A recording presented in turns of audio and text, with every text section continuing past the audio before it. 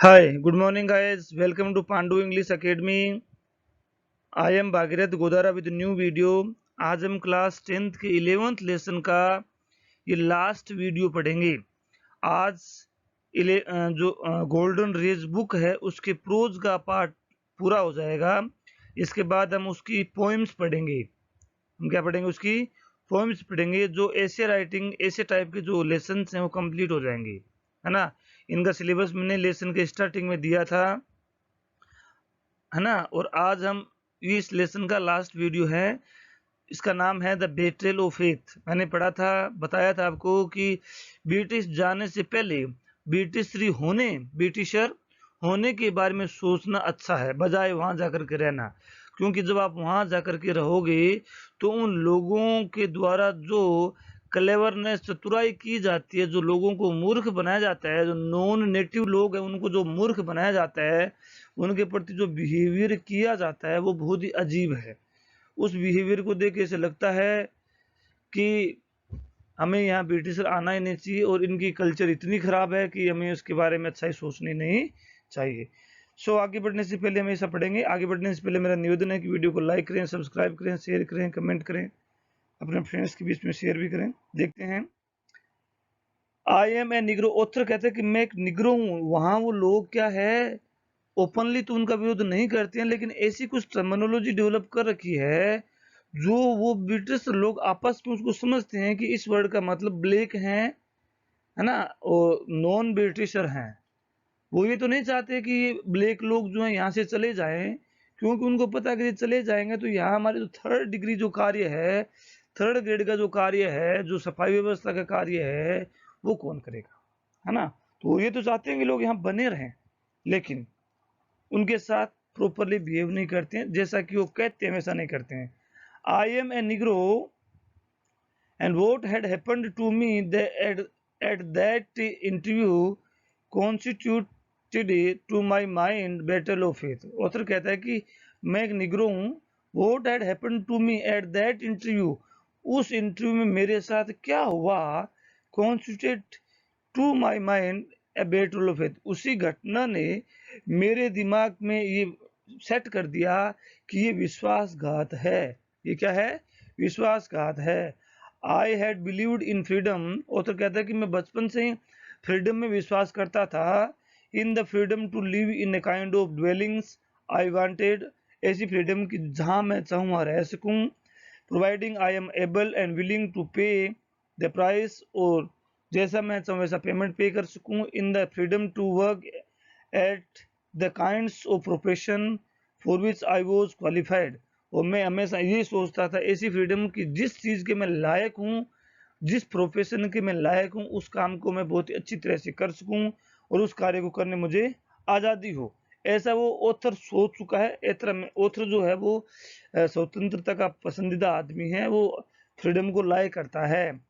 Without reference to my racial और religious और origins, author कहता है कि मेरे किसी धर्म और भाषा और क्षेत्र के आधार के बिना मुझे मेरी योग्यता के आधार पर पहचाना जाए, उसी के आधार पर मेरे साथ व्यवहार किया जाए और वैसा ही मुझे प्रोफेशन मिले। लेकिन ऐसा हुआ नहीं होगा। देखते हैं आगे। All the big talk of democracy and human rights as spurious as the glib guarantee with which some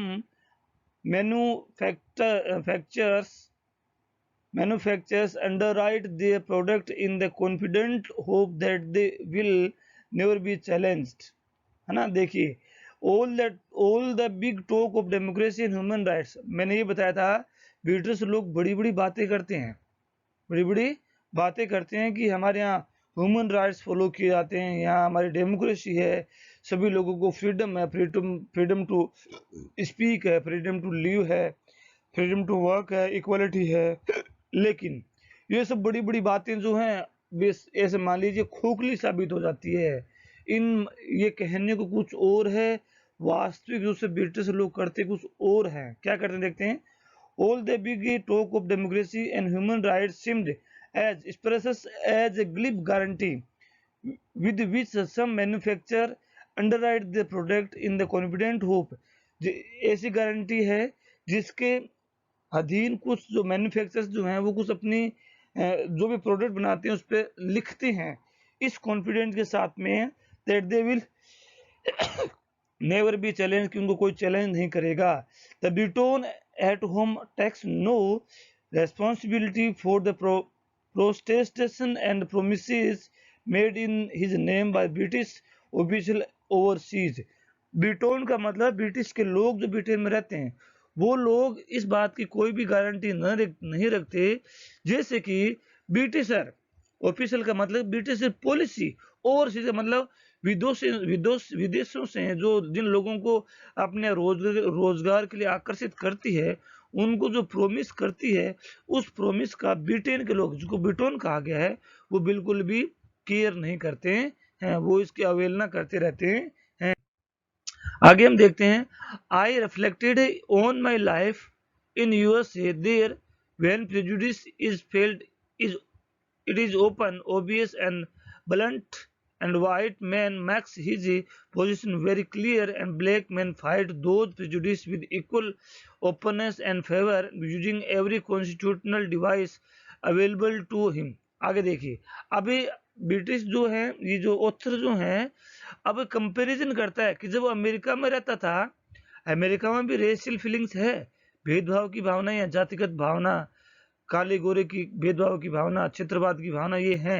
author कहता है I reflected on my life, author कहते हैं कि मैंने जब ब्रिटेन में ये देखा कि ब्रिटिश के लोग ऐसे करते हैं, तब मैंने इस बात का कंपैरिजन किया अमेरिका के व्यवहार से। ऑथर कहता है आई रिफ्लेक्टेड, मैंने प्रतिबिंब किया, मैंने यूएसए की लाइफ को देखा, देर वहां पर, व्हेन प्रेजुडिस, जब भी पूर्वाग्रह है, प्रीजुडिस एक अलग तरह का वर्ड है, ध्यान से सुने। प्रीजुडिस का मतलब है कि कोई भी व्यक्ति स्थान घटना के बारे में आप उसको बिना किसी जांच पड़ताल के ही उसके बारे में अपनी भावनाओं को रख देते हैं, मतलब आप बस रंग के आधार पर बता देते हैं कि ये आदमी अच्छा नहीं है, आपने उस आदमी को चेक भी नहीं किया, आपने उस आदमी के साथ बात भी नहीं की, है ना, आपने बस पूर्वाग्रह के आधार पर, क्योंकि आपके पहले के अनुभव है, पहले की कुछ अनुभव है, आपने उन अनुभवों के आधार पर ये कह दिया कि ये चीज सही नहीं है, ये पूर्वाग्रह कहलाती है। ये क्या कहलाती है? पूर्वाग्रह कहलाती है। ऑथर कहता है कि जब भी अमेरिका में पूर्वाग्रह होता है, इज फेल्ड, जब भी फेल्ड किया जाता है, it is open, obvious and bluntly, का मतलब है कि ये बिल्कुल साफ होता है, इसमें किसी भी हिडन वर्ड का, इनडायरेक्ट वर्ड का यूज नहीं किया जाता, जैसे कि ब्रिटिश लोग करते हैं। वो कहने को तो कुछ और कहते हैं, लेकिन उनके कुछ ऐसी टर्मिनोलॉजी है जो ब्लैक लोग को इंडिकेट करती है। मतलब अमेरिका के अंदर अगर काले लोगों को काला कहना है तो काला कहेंगे, ओपनली कहेंगे, है ना, वो कोई अलग टर्मिनोलॉजी डेवलप नहीं करेंगे। The white man makes his position very clear, और जो व्हाइट मैन जो है वो अपनी पोजीशन वेरी क्लियर करते हैं, वो कहते हैं नहीं आप काले हैं, मैं काला ही कहूंगा आपको, आप ही हैं, आप वो हैं, वो इसमें लुका छिपी नहीं करता है। And black man fight those prejudice with equal openness and favour, और ब्लैक लोग उन पूर्वाग्रहों का ओपनली विरोध करते हैं, है ना, इक्वली ओपननेस और फेवर के, using every constitutional device available to him, जो भी कॉन्स्टिट्यूशनल संवैधानिक अधिकार उनको दिए गए हैं उनके साथ उनका वो विरोध करते हैं और अपनी बात को सही साबित करने की कोशिश करते हैं। कौन? अमेरिका में काले लोग जो हैं। The rest of the world in general, the Britain in particular are the prone to point an angry critical finger at American intolerance, forgetting that in its short history as a nation it has granted to its Negro citizens more opportunities for advancement and betterment per capita than any other nations in the world with an indigenous Negro population। आगे देखते हैं इसमें क्या लिखा है।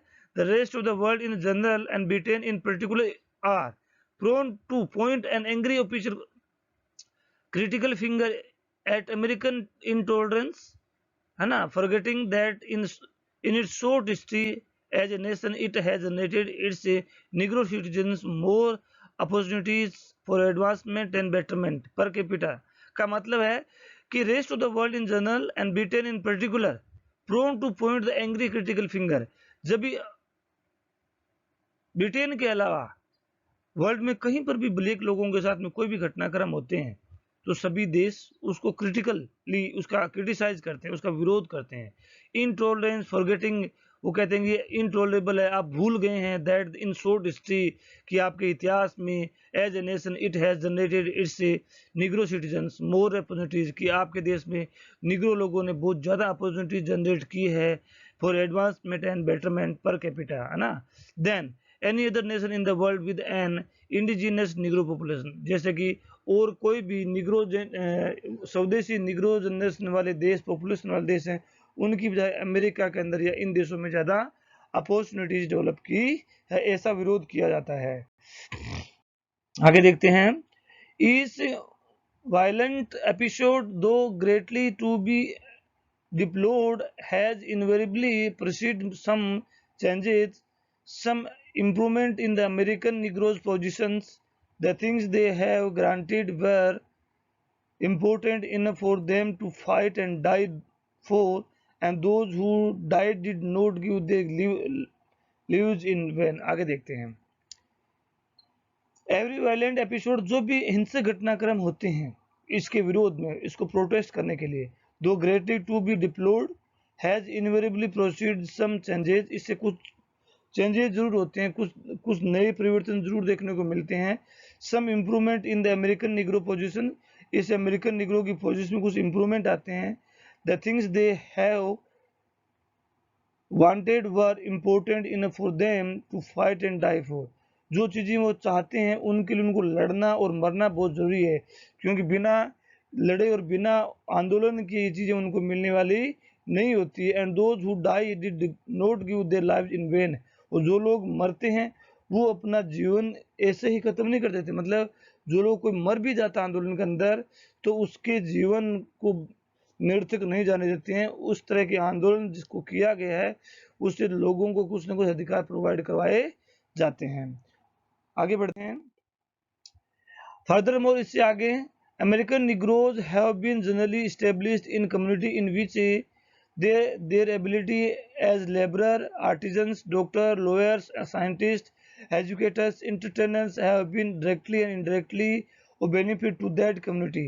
आगे क्या कहा गया है कि अमेरिकन लोग, अमेरिका के अंदर जो निग्रो लोग रहते हैं वो कुछ इंजीनियर हो सकते हैं, वकील हो सकते हैं, आर्टिजन्स हो सकते हैं, लेबरर हो सकते हैं, साइंटिस्ट हो सकते हैं, एजुकेटर हो सकते हैं, एंटरटेनर हो सकते हैं। वो किसी न किसी रूप से अपनी कम्युनिटी को प्रॉफिट दिलवाते हैं, अपनी कम्युनिटी का फायदा करते हैं, अपनी कम्युनिटी के बारे में सोचते हैं, अपनी कम्युनिटी का मतलब ब्लैक लोगों के हित की कुछ न कुछ बातें करते हैं। In terms of social and religious intercourse they have been largely independent white peoples, है ना, और जैसे रिलीजन और सोशल फैक्टर के रिगार्ड में वो वाइट लोगों से बिल्कुल इंडिपेंडेंट है, उन पर डिपेंड नहीं करते हैं। आगे और देखते हैं इसका रिलेशन क्या। इन ब्रिटेन, अमेरिका के अंदर जो ब्लैक लोग हैं ब्लैक लोगों की सोचते हैं, इसका मतलब ब्रिटेन के अंदर ऐसा नहीं होता होगा, ये हम पढ़ेंगे तो पता चलेगा। In Britain I found things to be very different, author कहता है कि ब्रिटेन में ये चीज़ें मैंने अलग पाई। क्या पाई? I have yet not meet a single English person who has actually admitted to anti Negro prejudice. It is even generally believed that no such things exist here. A Negro is free to board any bus or train or sit anywhere provided he has paid the appropriate fare. The fact that many people might pointedly avoid sitting near him is causally overlooked. आगे देखिए क्या लिखा है। I have yet to meet a single English person who has actually admitted to anti Negro prejudice, जिसने कभी anti Negro prejudice को स्वीकार किया हो। It is even generally believed, ऐसा भी विश्वास किया जाता है, that no such thing exist in here, कि ऐसी कोई भी घटनाक्रम, ऐसी कोई भी अवधारणा ब्रिटेन में नहीं है। कौन सी? एंटी निग्रो वाली। A Negro is free to board any bus, ऐसा कहा गया है कि निग्रो कोई भी बस में, ट्रेन में, जहाँ से वहाँ ट्रेवलिंग सिटिंग कर सकता है, provided he has paid the provide fair, यदि उसने पर्याप्त मात्रा में फेयर वहाँ का दिए है तो वो कहीं भी बैठ सकता है। ऐसी अवधारणा है वहाँ की। The fact that many people might pointedly avoid sitting near him is cosily overlooked. अब फैक्ट ये है कि जहाँ निग्रो बैठ जाता है उसके पास में कोई दूसरा आदमी बैठना पसंद नहीं करता है ना, He is free to seek accommodation in any licensed hotel or boarding house, and courtesy refusal which frequently followed is never ascribed to prejudice. है ना? वो इस तरह की उदाहरणें कोई भी होटल में बैठ सकता है ना? इसमें लिखा है he is free to seek accommodation in any licensed hotel, कि कोई भी लाइसेंस होटल में अकोमोडेशन सर्च कर सकता है, बोर्ड कर सकता है house, and courtesy refusal which frequently follow is never ascribe to produce. उसको बहुत ही कर्टसी के साथ में इनकार भी किया जा सकता है, क्योंकि एक बार अगर निगरो वहाँ स्टे करने लग जाएंगे तो वहाँ फिर दूसरे लोग आना बंद हो जाएंगे। ऐसी धारणाएं हैं। The battle I now felt was greater because it had been perpetrated with the greatest of charm and courtesy। वो तो कहते हैं कि जो बेटल विश्वासघात मैंने अनुभव की है वो मेरी चार्म और कर्सी को पर्ट्रेट कर दिया, उसने छलनी कर दिया है, तार तार कर दिया है। I realize that at that moment I was British but evidently not a Briton. Author ने कहा कि मैं ब्रिटिश हूँ, बिटोन नहीं हूँ। बिटोन वो होते हैं जो काले गोरों के बीच में भेदभाव करते हैं, जो वहाँ के नेटिव लोग हैं। And that fine differentiations now was now very important. I would need to re-examine myself and my whole future in terms of this new appraisals। Author कहता है कि मैंने पहचान लिया कि ब्रिटेन में क्या कल्चर है। अब मुझे मेरी जो इच्छाएं जो थी, जो मेरा प्रपोजल था कि मैं ब्रिटेन में सेटल हो जाऊंगा, उसके बाद मैं रिकंसिडर करूंगा, उसके बाद मैं नया निर्णय लूंगा और मैं मेरे देश में रहने की के बारे में ही सोचूंगा। ऐसा ऑथर सोचता। आई थिंक ये समझ में आया होगा। यदि वीडियो अच्छा लगा हो तो लाइक करें, सब्सक्राइब करें, शेयर करें, कमेंट करें, अपने फ्रेंड्स के बीच में शेयर करें, उनसे फॉलो करवाएं। मेरे चैनल पर क्लास 6 से 12 तक SST और इंग्लिश के सभी लेसन्स आपको मिलेंगे। English grammar, composition, application writing, story writing, letter writing, ये सब चीज़ें आपको मिलेंगी। Thanks for watching. Have a nice day.